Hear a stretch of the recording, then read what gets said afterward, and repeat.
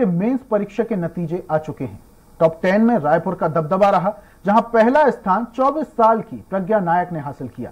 बता दें कि प्रज्ञा नायक ने जहां पहला स्थान हासिल किया तो उनके बड़े भाई प्रखर नायक ने 20वां स्थान हासिल कर परिवार का नाम रोशन किया है।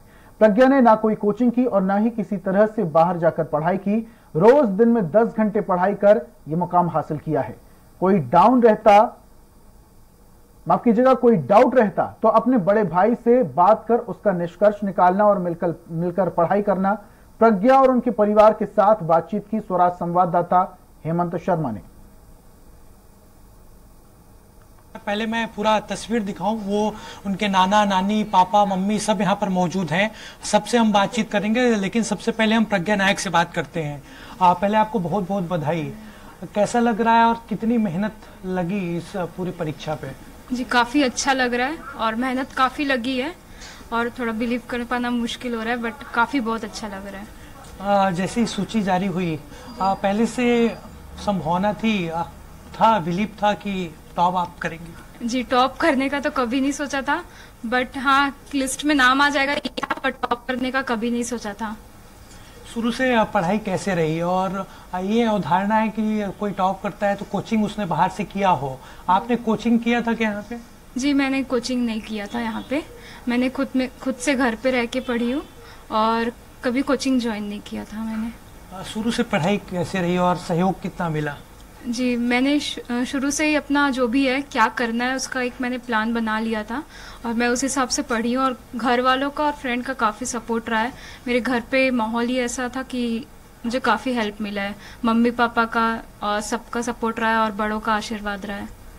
ये आजकल देखा जाए पढ़ाई का थोड़ा पैटर्न बदला है, ऑनलाइन चीज़ें जो आई है तो उसमें कितनी आपको यहाँ पर सहूलियत हुई और किस तरीके से आपने पूरी पढ़ाई की इस परीक्षा के लिए? जी ऑनलाइन तो मैंने काफ़ी नोट्स बनाए ऑनलाइन से, ऐसे ऑनलाइन कोचिंग ज्वाइन नहीं किया, बट गवर्नमेंट्स की साइट्स जो होती है ऑफिशियल उनसे मैंने डेटा और इन्फॉर्मेशन कलेक्ट करके अपने नोट्स बनाए थे और मैंने काफ़ी अच्छे अपने नोट्स तैयार कर लिए थे उस हिसाब से। हमारे साथ प्रखर भी हैं, प्रज्ञा के भाई हैं, उन्होंने 20वां रैंक हासिल किया, उनसे बातचीत करते हैं। प्रखर, एक ही घर में आप दो लोगों ने टॉप किया है, टॉप रैंक में भी आप आए हैं, कैसा महसूस हो रहा है? अभी तो थोड़ा बिलीव करने में टाइम लगेगा, बट अच्छा लग रहा है। कितनी पढ़ाई लगी और कितना सहयोग मिला बहन का? सहयोग तो मिला है क्योंकि उसका जो प्लस पॉइंट था वो मेरे काम आ जाता था, तो मेरा प्लस पॉइंट उसके काम आ जाता था। आपने कोचिंग की है क्या कहीं से? हाँ, मैं 2 साल दिल्ली में था, उसके बाद से मैं रायपुर में ही सेल्फ स्टडी कर रहा था।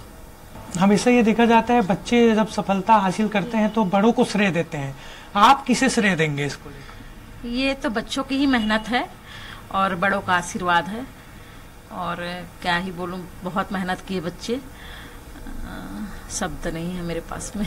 देखिए इस तरीके की सफलता होती है तो परिवार का भी बहुत बड़ा सहयोग होता है। किस तरीके से दोनों को शुरू से सहयोग मिला, पढ़ाई कैसे रही शुरू से दोनों की?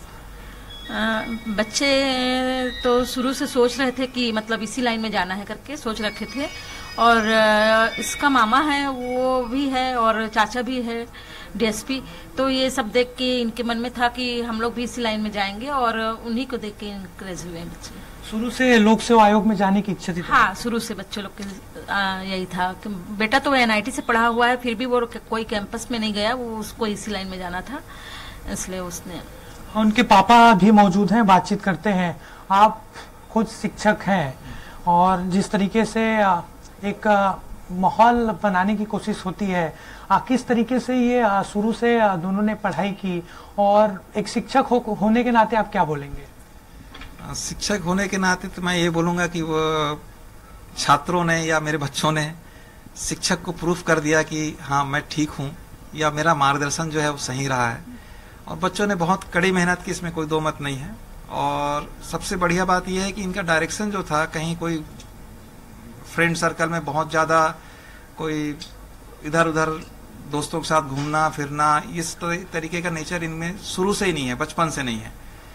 खेलना और देखना और केवल पढ़ाई करना, केवल यही माहौल रहा है यहाँ पर। और इनके दादाजी से लेकर हमारे ये सभी तक जो है, हम लोग इस प्रकार के माहौल में रहे हैं कि नौकरी पेशा वाले लोग रहे हैं, और घर में पीएससी का माहौल रहा है शुरू से, तो उस माहौल का उन्होंने फायदा उठाया और बिल्कुल सही डायरेक्शन में उन्होंने मेहनत की और सफलता भी हासिल हुई उनको। बाकी लोगों को आप क्या बोलना चाहेंगे, किस तरीके से उनको पढ़ाई करनी चाहिए, कैसी तैयारी करनी चाहिए? जी, सबसे पहले तो मेंस के लिए ये आपको ज़रूरी है कि आपकी आंसर राइटिंग प्रैक्टिस बहुत अच्छी होनी चाहिए और आपको 6 घंटे, एक दिन में 6 घंटे बैठ के लिखना है। तो आपको हेल्थ पे भी ध्यान देना बहुत ज़रूरी है, क्योंकि जब आप 3 घंटे बाद निकलो तो मेरे तो हाथ एकदम जाम हो जाते थे लिखते लिखते।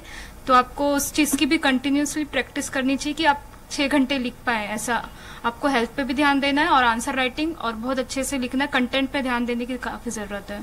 आप क्या कहेंगे, किस तरीके से जो अभी तैयारी कर रहे हैं, क्योंकि मेंस का पेपर होना है जून में, ऐसे परीक्षार्थियों को आप क्या कहेंगे?